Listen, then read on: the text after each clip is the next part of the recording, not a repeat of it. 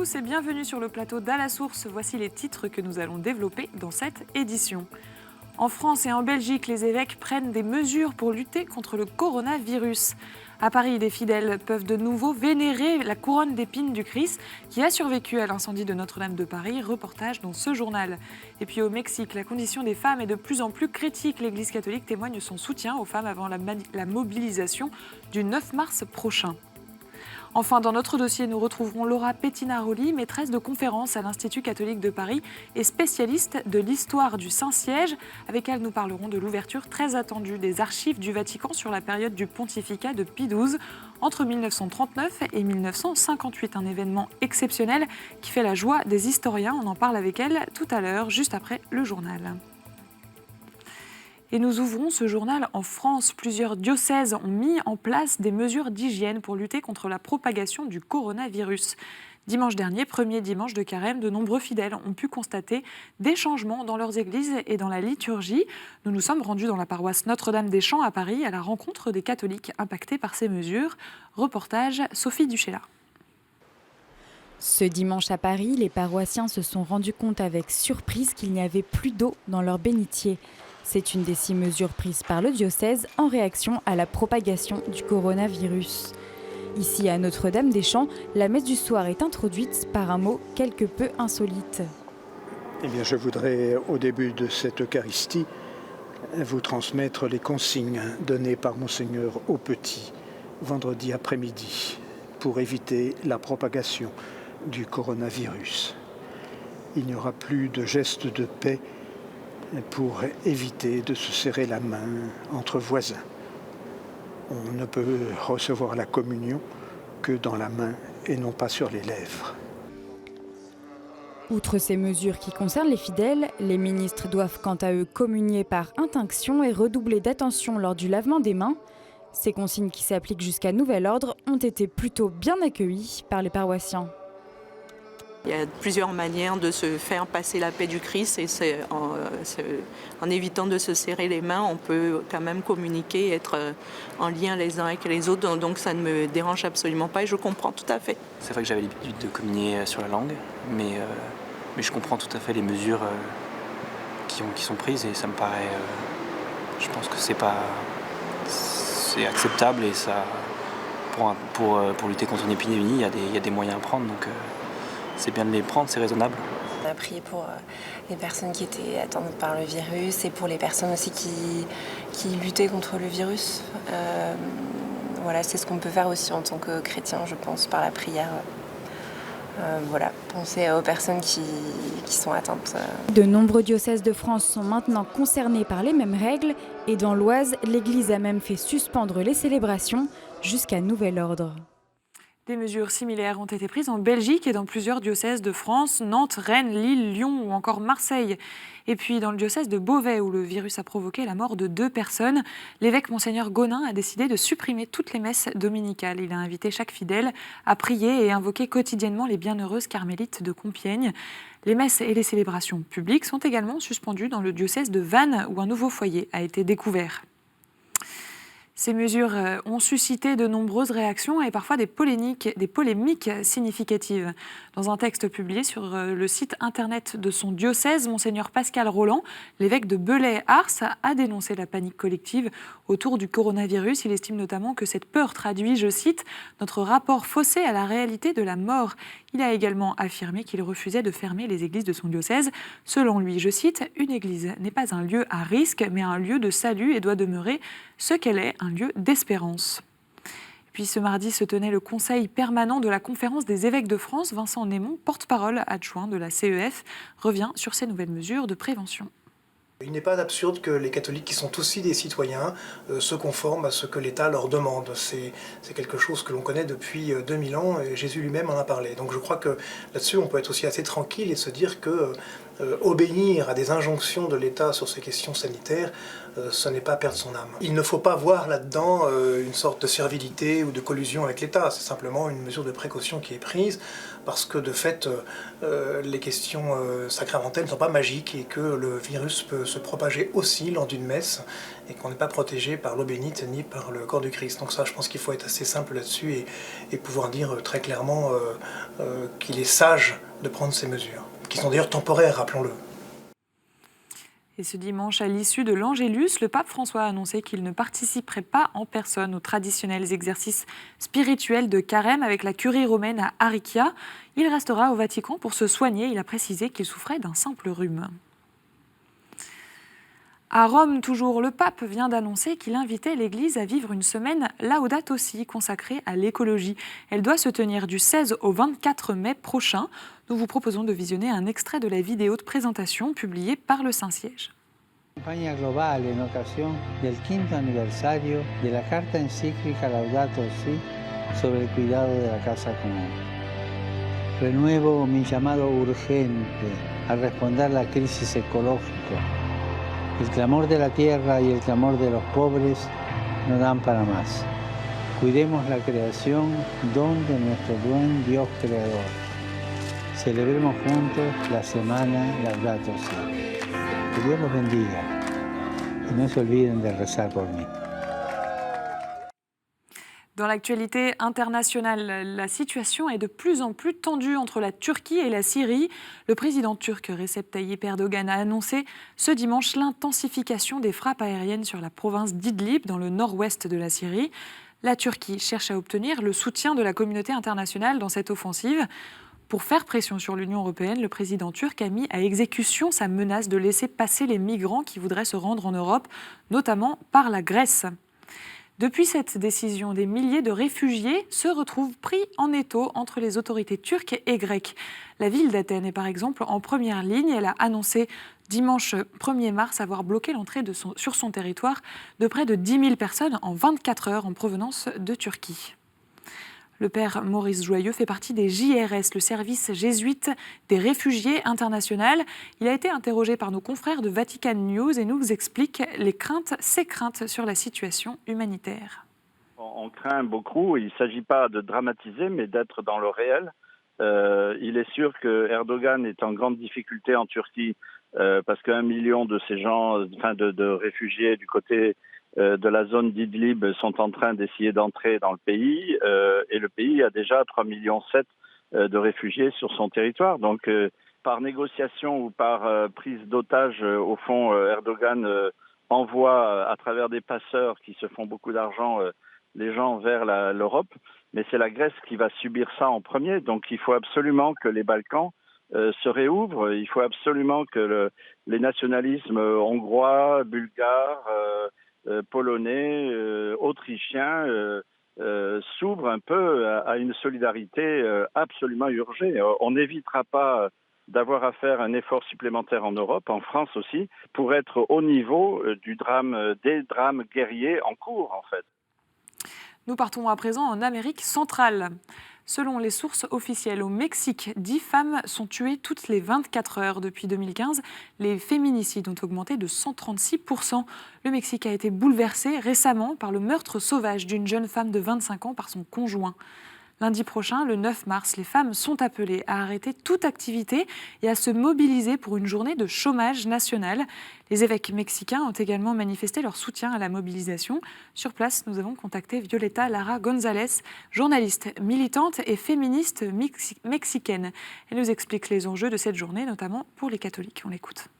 El 9 de marzo hay una propuesta de paro nacional que promueven algunos colectivos feministas, donde se invita a todas las mujeres, jóvenes y adultas, las niñas también, a este paro nacional.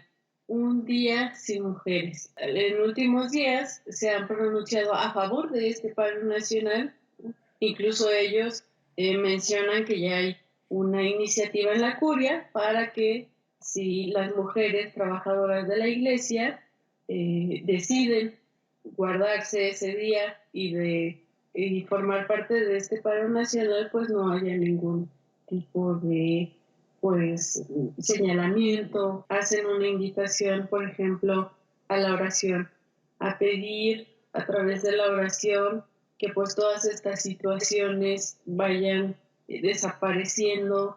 Nos invitan à la unidad como iglesia. Et puis en bref, dans l'actualité de l'Église, la conférence épiscopale allemande vient d'élire son nouveau président. Il s'agit de l'évêque de Limbourg, Monseigneur Batzing. Il succède au cardinal Marx. Ce dernier n'a pas été réélu après 6 ans de mandat. Retour en France, le diocèse de Gap-en-Brin, dans les Hautes-Alpes, pleure l'un de ses prêtres. Le père Sébastien Dubois a mis fin à ses jours après une plainte pour agression sexuelle et viol déposée quelques jours plus tôt. Ces obsèques seront présidées par Monseigneur Xavier Malle, l'évêque du diocèse.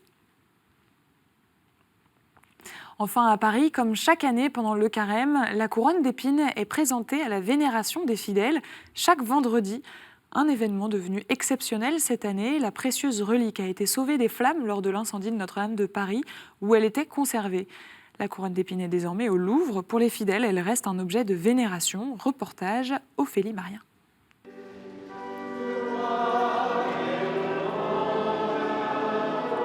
En ce premier vendredi de carême, l'église Saint-Germain-l'Auxerrois est comble. Des fidèles sont venus vénérer la couronne d'épines du Christ, une relique de la Passion, préservée des flammes lors de l'incendie de Notre-Dame de Paris. De penser qu'elle a été sauvée du feu de l'incendie de Notre-Dame, c'est extrêmement bouleversant. Et puis c'est un moment où on se sent très petit devant ce mystère de la croix. Cette précieuse relique était exposée tous les premiers vendredis du mois à Notre-Dame avant l'incendie. Aujourd'hui conservée au Louvre, elle est ressortie pour les vendredis de carême à la demande de Monseigneur Chauvet. Le carême, c'est le moment favorable pour contempler la plus belle relique de la Passion. Elle a été apportée par Saint Louis, d'abord à Notre-Dame. Et puis, lorsqu'on a construit la Sainte-Chapelle, elle était à la Sainte-Chapelle. Puis après, il y a eu la Révolution, elle a été sauvée par miracle. Et puis, c'est Napoléon qui a redonné la couronne à la cathédrale. Cette couronne, arrivée à Paris au XIIIe siècle, continue d'attirer les croyants. Depuis que on vient vénérer la couronne de Jésus-Christ, depuis 2014, novembre 2014, notre vie a changé tellement, mais en positif.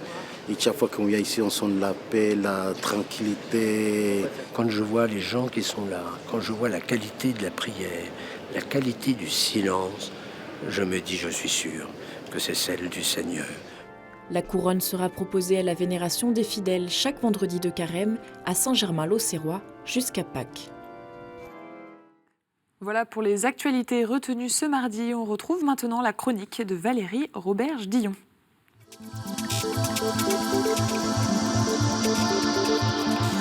La commotion entourant les révélations des abus sexuels commis par Jean Vanier a bien sûr atteint le Québec. Les premiers ébranlés, évidemment, sont les membres de l'Arche. Dans la province de Québec, on compte 8 de ces foyers voués à l'accueil des personnes handicapées. Un deuxième cercle est douloureusement touché par le scandale, le réseau catholique. Partout autour de moi, c'est le sujet de conversation. Les gens sont tellement déçus. Rapidement après la sortie de la nouvelle, les évêques ici ont pris la parole, l'archevêque de Montréal sur les chaînes nationales, l'Assemblée des évêques du Québec par voie de communiqué. Ils ont salué le courage des victimes qui ont dénoncé ces agissements et la transparence des dirigeants de l'Arche dans la situation. Ils ont appelé bien sûr à distinguer l'œuvre de son fondateur pour que continue à vivre l'Arche. Puis, de nombreux observateurs ont publié des réactions telles que l'écrivain Jacques Gauthier, qui est un proche de Jean Vanier, qui parle d'une trahison, il parle d'une mort symbolique pour cet homme qui a tellement inspiré de gens. D'ailleurs, un peu partout, chez Novalis, entre autres, on se demande quoi faire de l'héritage de l'homme, notamment des livres qu'il a écrits. Des livres qui exposent une spiritualité de la vulnérabilité. On les relit tout autrement maintenant.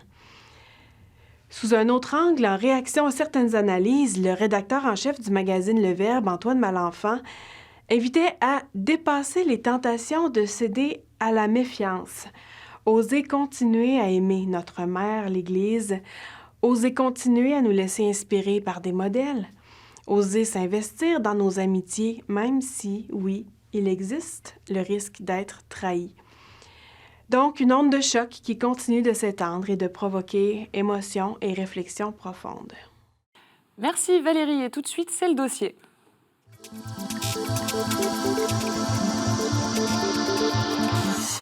Et dans notre dossier, nous retrouvons Laura Pettinaroli. Bonsoir Laura. Bonsoir. Et merci d'être avec nous sur ce plateau. Alors vous êtes historienne et maîtresse de conférences à l'Institut catholique de Paris. Vous êtes spécialiste de l'histoire du Vatican. Avec vous, on va parler de cette actualité qui intéresse beaucoup les historiens et les chercheurs, l'ouverture des archives de Pie XII par le Vatican. Des archives qui portent sur la période de pontificat de Pie XII, c'est-à-dire de 1939 à 1958. Alors, une première question, à quoi correspondent ces archives? Qu'est-ce que c'est? Quelle est la nature des documents? Eh bien, les archives du Vatican renferment en fait l'ensemble des documents qui ont été reçus et produits par tous les organes de la curie romaine. Alors, non seulement le bureau vraiment du pape, mais aussi toutes les congrégations romaines, les dicastères, mais aussi les tribunaux qui, de près ou de loin, l'aident dans sa mission religieuse et politique. On va pouvoir retrouver de la correspondance, par exemple?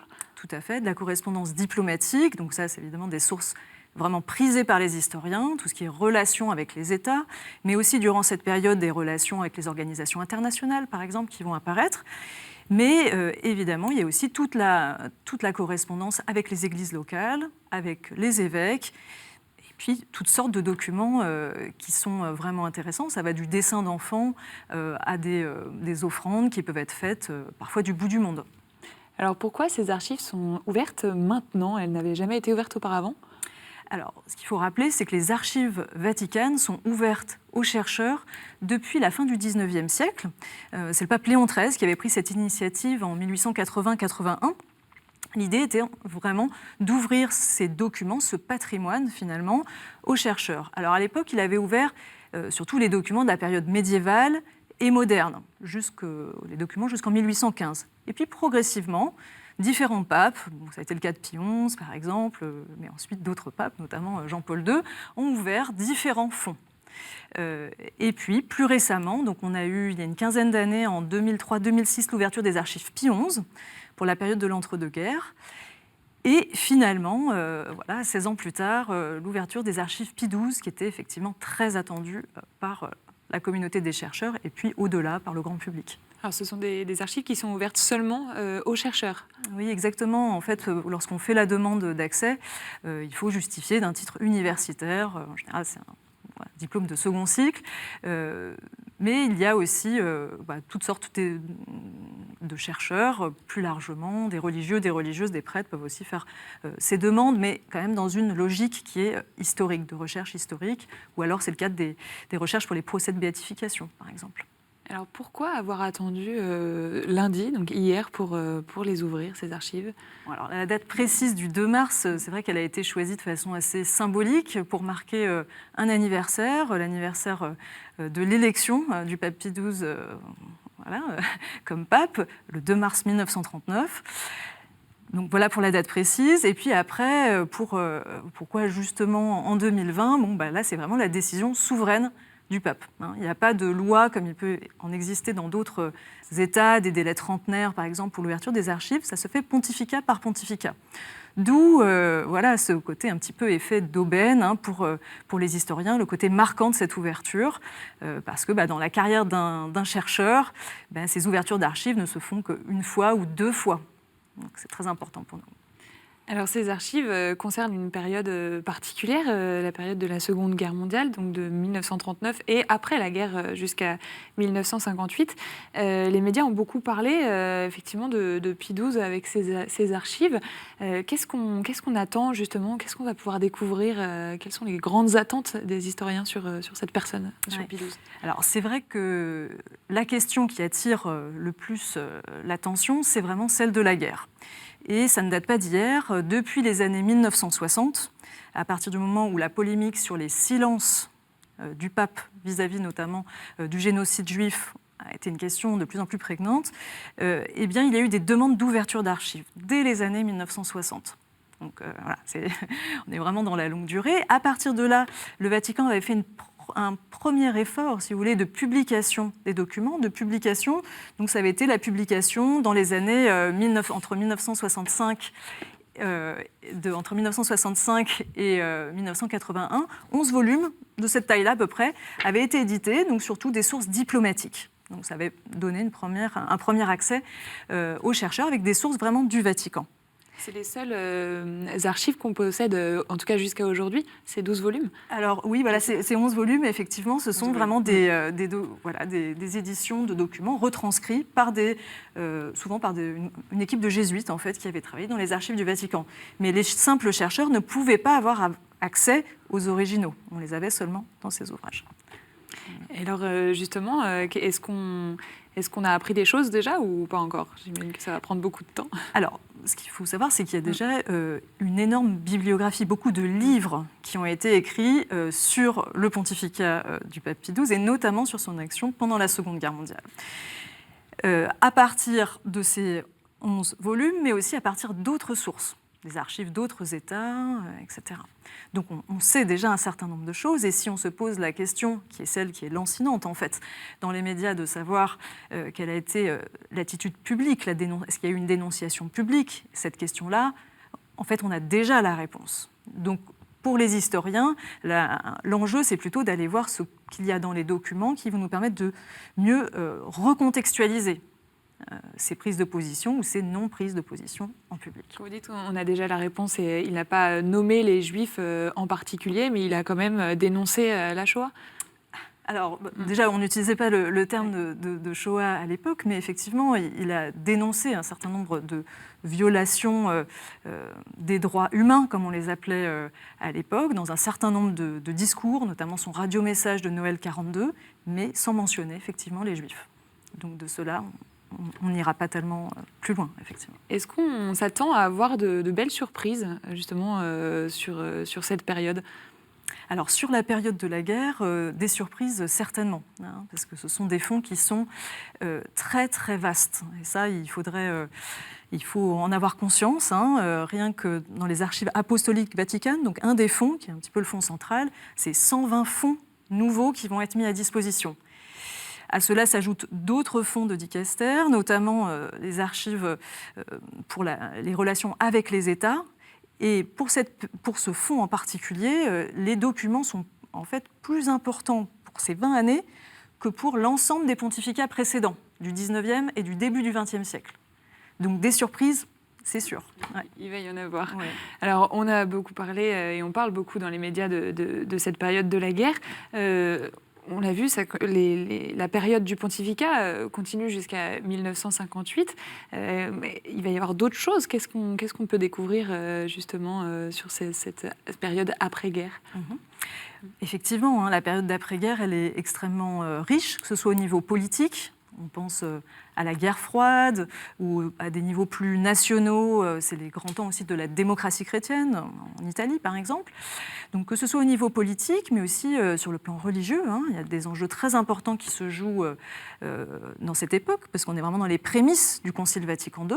Donc ça, c'est important pour l'Église catholique. Et puis au-delà, par exemple, dans le cas français, c'est aussi la crise des prêtres ouvriers, par exemple, dans les années 1950. Donc des enjeux tout à fait importants, autant au niveau politique que religieux.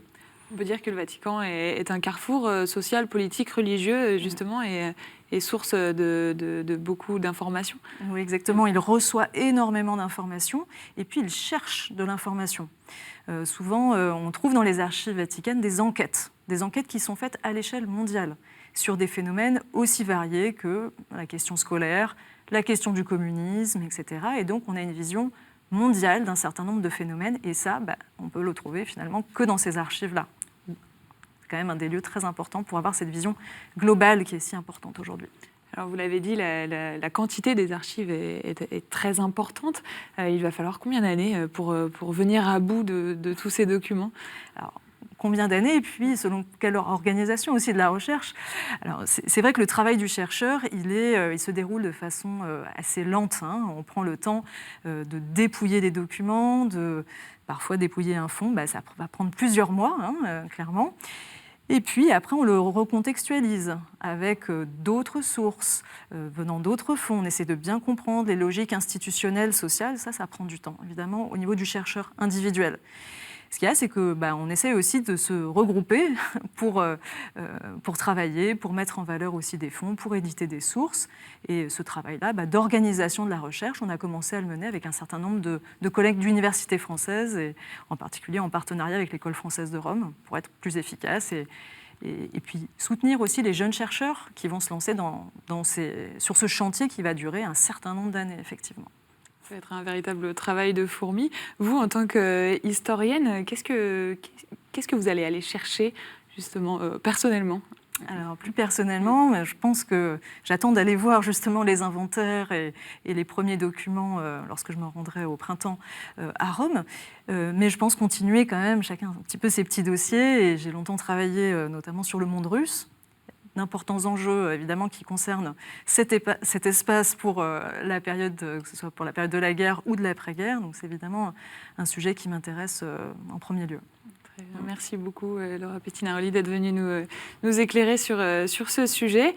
Et merci à tous de nous avoir suivis. C'est la fin de cette émission. Vous pouvez nous retrouver sur notre site internet www.ktotv.com. N'hésitez pas non plus à réagir sur les réseaux sociaux avec le hashtag #AlaSource. On se retrouve jeudi. Excellente soirée sur KTO.